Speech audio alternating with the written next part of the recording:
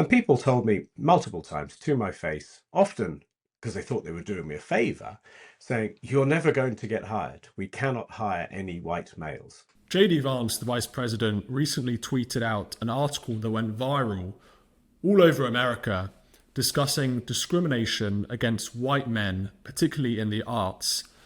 I want to spend the next few minutes talking about that article with you, and I'm going to quote some of the sections and get you to respond. So let's start with this. The doors seem to close everywhere and all at once. In 2011, the year that I moved to Los Angeles, white men were 48% of the lower TV level writers. By 2024, they accounted for just 11.9%. The Atlantic's editorial staff went from 53% male and 89% white in 2013 to just 36% male and 66% white in 2024. He reels off a load of other statistics about the decline of white men in these industries. Why do you think this was happening? What was driving it? Well, that's a very complicated question, Stephen. And the first thing I would say is this. All of these industries that are described in this article, which is a very good article, they're all described as prestige industries. They're all actually communications industries. You know, they are the media, academia, TV writing. These are all the kind of industries that came under a pressure from changes in technology, which leveled the old media model, to the rising price of education, which turned colleges into finishing schools for foreigners rather than for Americans.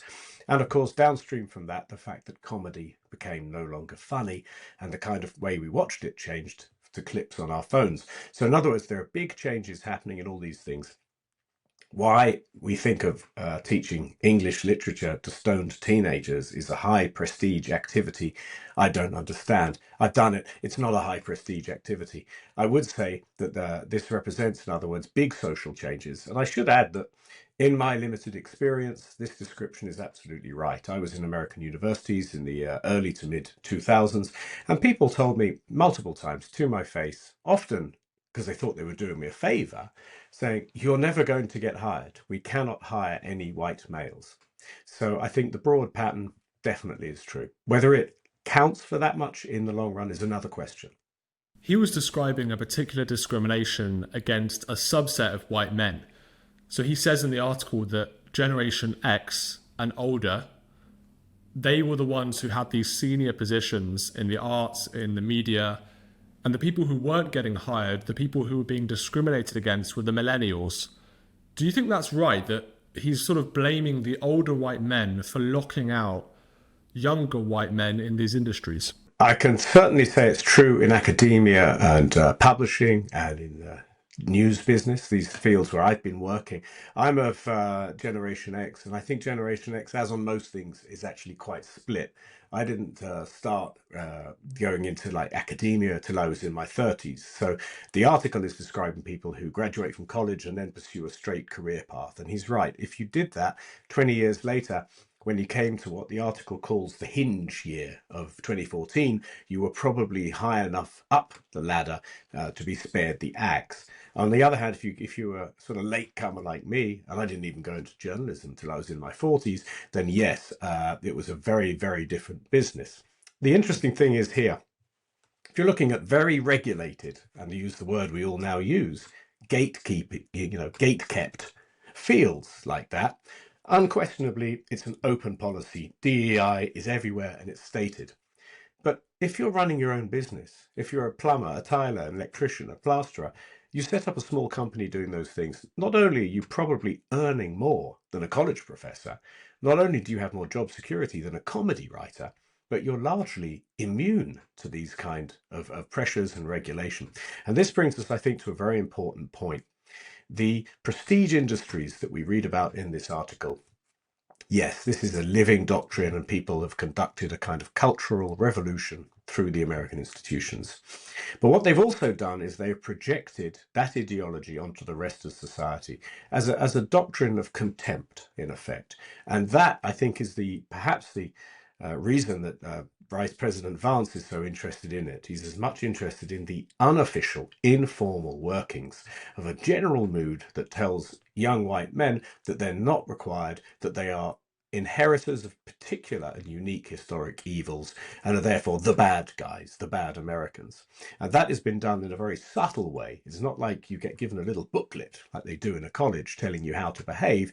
These are just shifts in the unspoken code of the ruling class. And I think this is a lot to do with class as well as race, because we have lived in an era where Peter Turchin called it elite overproduction.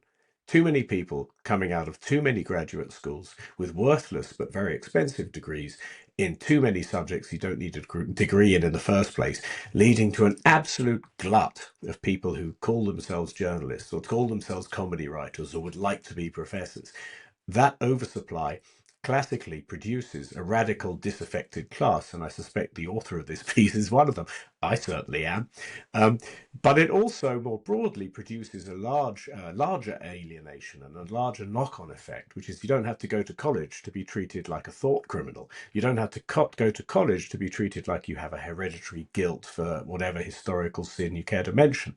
That was something which has been inflicted upon everybody, regardless of class or economic status. And I do believe that there is a lot to be said for that. And although the article goes a little soft on this, I do believe it is a prime explainer for why you have a generation of extremely angry, extremely radicalized, and often quite despairing young white men in America.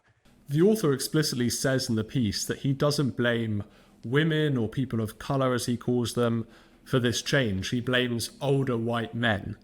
But isn't it true that the people who were really driving the DEI activism were these black activists, were these women, and in some cases white people as well, who were all trying to put a load of pressure onto these older generations? It's, you can't just let the activists off, I guess, in a way. No, I think he's a little easy on them. And again, I can only talk from my experience. All of these fields in the early 2000s, 2000s, and 10s, you had a bunch of sleazy old white men basically running things. And they were very happy to sort of feed their junior and less powerful white men into the wood chipper in the hope that they would go in last. In other words, the industry in Hollywood, for instance, where the author Jacob Savage was working, Hollywood was already DEIing away for a very long time before it came to Harvey Weinstein's turn. And that seems to be the pattern across the field. Absolutely. This was a cultural revolution. And to mount one of those, you have to have highly motivated avant-gardes, vanguard groups, as we would call them. And yes, Black Lives Matter is a very good example of one. That was a hustle formed for the specific purpose of exploiting the opportunity to take over decaying, unproductive institutions and capitalize upon their assets and status. The intergenerational struggle in feminism's advance is another factor in this. If you have universities where a white man who probably wasn't that great at his job could write a thesis in 1974 and then stay on forever until he dies simply because he did that then, well, no wonder you would think this isn't fair. Even middle-aged white men couldn't get a job, and so women figured, well, this is one weapon we have, which is the weapon of equity and inclusion, and people will use the legal instruments that they're given. Again, it's worth noting, it's not as though the law was broken. In fact, the law was used in many of these cases. And that law was created by liberal guilt and also, as we're saying, the older generation being prepared to sell out the younger generations in order to maintain its position. And that's classical revolutionary stuff. You mentioned Black Lives Matter. I think 2020 really was another hinge year, as Jacob Savage describes it. This is a quote in his piece. In the aftermath of George Floyd's death, newsrooms tripped over themselves to stage a reckoning. The New York Times solemnly promised sweeping reforms on top of the sweeping reforms they'd already promised. The Washington Post declared it would be the most diverse and inclusive newsroom in the country.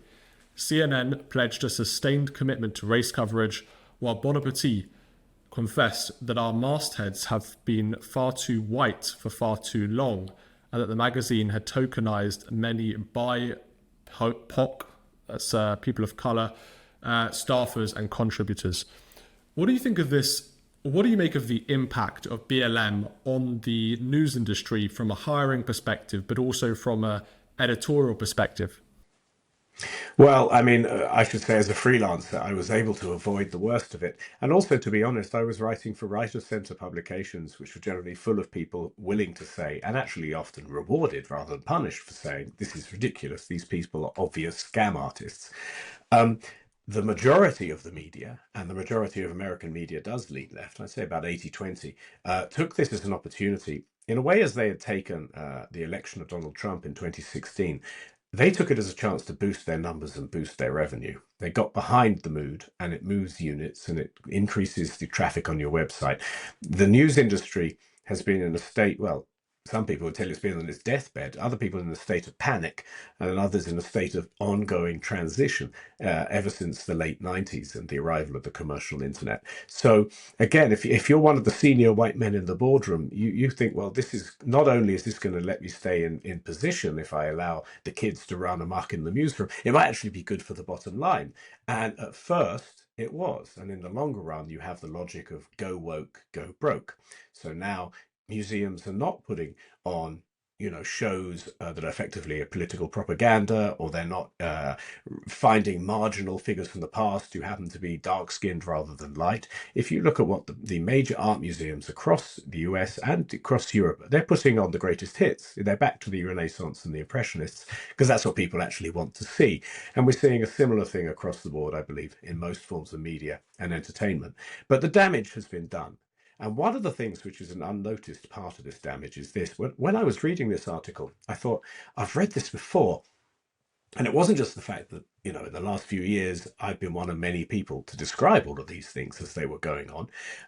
It's that I had read an earlier article by the same author at Tablet magazine, and he'd written it specifically about the displacing of Jews from these prestige industries. And you would expect Jews being good talkers, being knowledge workers, to be, prevalent in them. And of course they are. I would say two things. One is that TV was not that funny before, when there were 48% of white people in the room. I mean, Friends was not exactly hilarious. I was bored off my face when Friends came out. I thought it was the end. So there's a lot of slack built in these institutions generally. But this is also a long-running thing. In Harvard, say in the early 2000s, a fifth of the students were Jewish. Now, Jews may be smart, but they're not that smart. The reason there were so many of them there is because of extraneous factors, such as they came from stable two-parent families with parents focusing on their kids' education and getting them extra tutoring and all the rest of it. There are now 5% perhaps and falling Jews at Harvard. Have the Jews become suddenly stupid in the space of a generation? Well, of course not. There are lots and lots of different factors about this. There are some industries in which you can mess around with it and it might not make a difference. The fact is, as he said, that lots of disenchanted but educated white men went into crypto and gaming and all other kinds of podcasting, in fact, goes to show that people create new value and new purpose. And I would rather listen to a good podcast than watch the news or read the New York Times. But also there is a risk here, and I think it's happening, of the left-right division becoming not just a class division, as it often is, but also a racial division, in that there are no statistics in this piece for the racial or ethnic breakdown of right-wing media. But as we both know, it's heavily white. And a lot of the people in it are there because they are right liberals who got mugged and became conservatives, in the classical formulation. And I don't think it's a good thing for American society to have a situation with all the whites in one party and everybody else in another. And that's actually a trend which, the Democratic Party has done its best to encourage. Let's talk about pop culture, movies, but also novels. So there's two quotes I want to read from Jacob Savage, the author. The Disney writing program, which prides itself on placing nearly all of its fellows as staff writers, has awarded 107 writing fellowships and 17 directing fellowships over the past decades, none to white men. Not a single white American man born after 1984 has published a work of literary fiction in The New Yorker. At least 24 and probably closer to 30 younger millennials have been published in total. So when it comes to, say, a company like Disney, which is producing vast amounts of pop culture, movies and TV shows, but also novelists, we have seen there seems to have been an exodus or a mass discrimination against young white men. Yeah, there has. And I recently had a meeting in New York with my agent there, and he said, given the things you've written, I cannot take your ideas to the major publishing houses. And I said, but I write for reasonable publications, and not only that, well, I think they're reasonable. Not only that, the ideas I'm talking about, the books set 500 years ago. Are you telling me they won't have me in the room because of my not my opinions about the 16th century, which is actually the idea, but my opinions about last week? And he was like, yes. So I changed my agent, and I think it's disgusting what's happened there. If you have industries which are genuinely built on merit, and as I said, a lot of educational admissions were not merited at all. There is a serious problem. Remember, meritocracy was originally invented as a negative term. Michael Young, who came up with it in Britain in the 60s, said that merit-based economies inevitably create a new class of people who will look after each other and then form a hard class, much like the old one that they displaced. And that's, of course, what we've seen in America. So merit alone is not enough. Then again, trying to make propaganda out of children's cartoons, as Disney have done, is just ludicrous and embarrassing and an insult to the intelligence. Trying to say, read this novel because it's written by a black woman, rather than, admittedly, someone like Michel Houellebecq is not pretty to look at, but Michel Houellebecq, ugly though he may be, is probably the most important novelist in Europe. And he would no way, the Michel Houellebecq of America wouldn't get through the door. He's not photogenic. He's white. He's a reactionary. It's just never, ever, ever going to happen. And the result has been the throttling of one version of the writing and publishing business. On the other hand, I think the most important book published in America in 2025 was probably the new translation of The Camp of the Saints, and that was by Vauban Books, which is, a cottage industry that people have started on their kitchen table simply because this major book is not available. So again, part of this is a cultural revolution. Part of it is that revolution trying to squeeze the last rewards from these industries, which are either dying or trying to hold off the full effects of digital transition. And a big part of it is how those communications industries, because we live in a connected society, how those communications industries communicate the values of official society. So that, as we were saying, ordinary young men who are not going to Harvard, not thinking of going into, the media, not thinking of writing a French novel, ordinary young men suddenly come to understand that they are worth less, if not nothing. That is another factor, and it's the critical one, because, prestige industries, the answer is prestige to who? To whom, even. But you tell everybody that they're worthless, then you have an insurrectionary situation. And if you spend any time online in particular, or in the new media that has grown up in the gap, podcasting and its drift into its insanity in recent months being a good example, you'll see that we are in an insurrectionary situation where the Cultural Revolution created a generation of enemies, and yet they too are in possession of the same weapons, which are the weapons of mass communication. I want to ask about novels as well. I mean, if you look at some surveys, young men are much more likely to read non-fiction than fiction. Why do you think that is?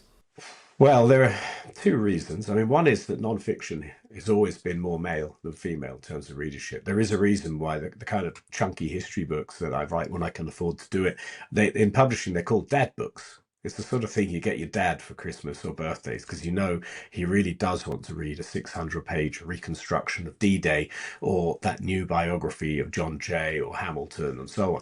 So there is a genuine preference here. Fiction, funnily enough, in the 18th century, when it really got going, and also well into the 19th century, was, as we say, female coded. It was thought of as women's reading. In the 20th century, because fiction suddenly started being studied in universities, because no one studied English lit before about 1900. Once fiction went into universities, which were high status, then writing it and reading it became high status activities as well. And suddenly Hemingway is a high status kind of guy.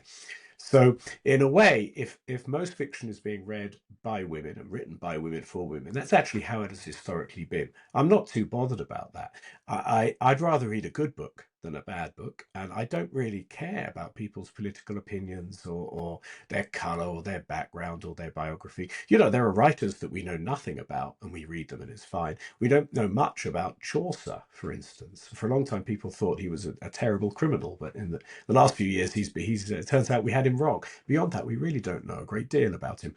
I would much rather read good bad book than good bad person. because the criteria changes too quickly, and it is a form of propaganda. Okay, final question. Assessing the impact of this exodus of young white men from these industries, Jacob Savage writes, "This raises uncomfortable questions. Is the media more trusted now than a decade ago? Is Hollywood making better films and television? Is academia more respected? Have these institutions become stronger since they systematically excluded an entire cohort, or did abandoning meritocracy accelerate their decline?" What do you think?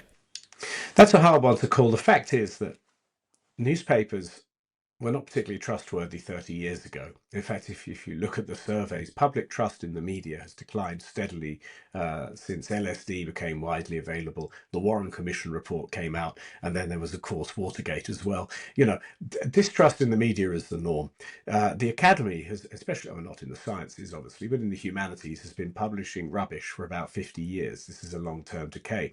And I feel much the same about comedy. Nobody has been as funny as the writers in Sid Caesar's room. And Mel Brooks, for instance, is one of the survivals of that. That's a long-term decay. So all of these things were rotting. All of these things, meritocracy was a big factor in it, but the decay of meritocracy was a long, slow rot.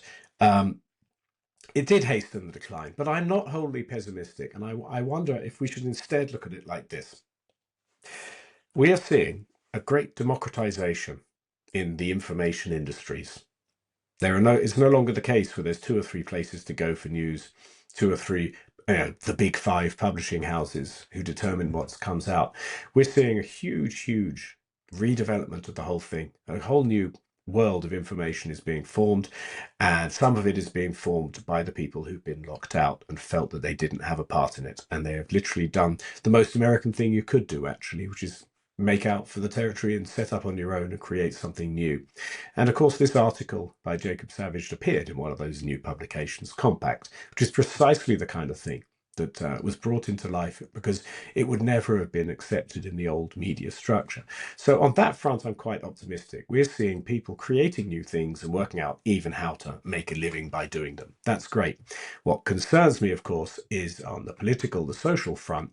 You can't have millions of angry young men dropping out of the system, being hostile to the society. That's a recipe for disorder and distress that will spread and affect everybody. So again, the cup half empty, half full. Okay, Dominic, thank you so much for joining us. Thank you.